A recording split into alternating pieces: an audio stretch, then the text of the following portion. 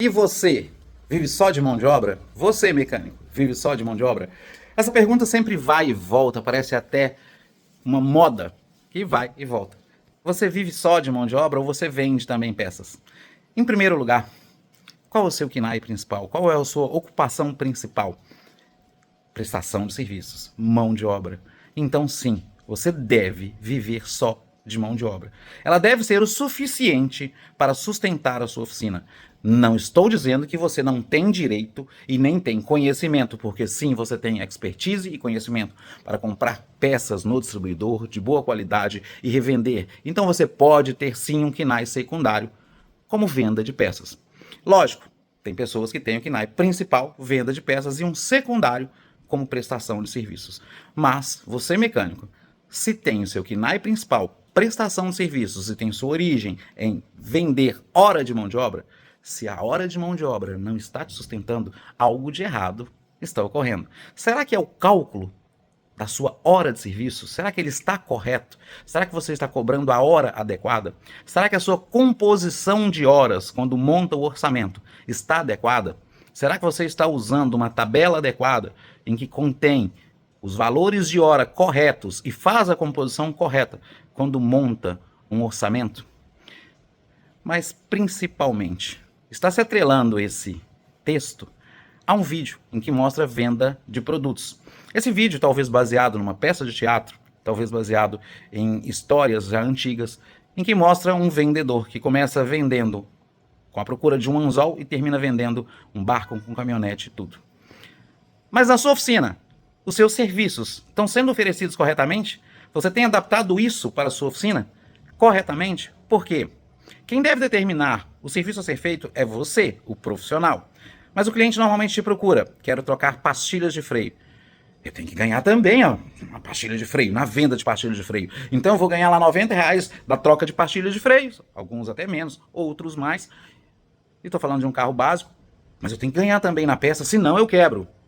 Você pode trocar somente a pastilha? Você tem pensado em oferecer todo o seu portfólio de serviços, apresentado o seu portfólio de serviços para o seu cliente? E não é empurrômetro, são serviços necessários, não é forçar, não é política de terrorismo. Freio, não se troca somente pastilha sem fazer verificação do freio traseiro.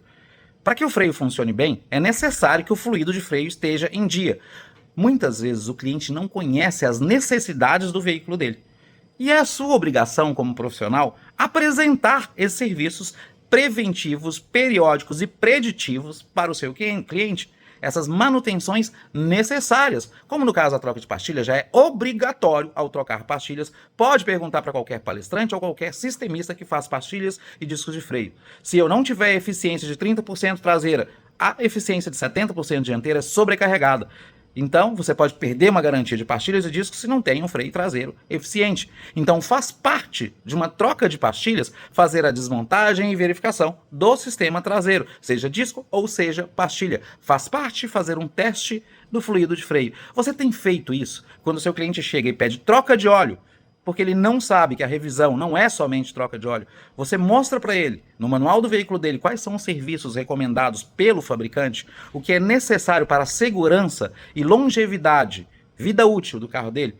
Você mostra para ele, você conhece esses itens, você sabe se adequar a essa realidade e necessidade do mercado de fazer preventivas para que o carro não pare na rua, ou se baseia em corretivas. Então, você vive de mão de obra e precisa calcular corretamente a sua hora de mão de obra, fazer a sua composição de orçamento, mas fazer como no vídeo, apresentar os seus serviços e até serviços agregados que podem ajudar o cliente e facilitar o seu dia a dia. Serviços necessários, como, por exemplo, uma oxidatização, porque muitas vezes o veículo está em um estado deplorável, cheio de bactérias, com odores, e você tem esse serviço para oferecer. Tem feito isso? Você tem vendido a caminhonete e o barco de serviços para o seu cliente? Depois disso, você deve e merece sim ganhar também em venda de peças.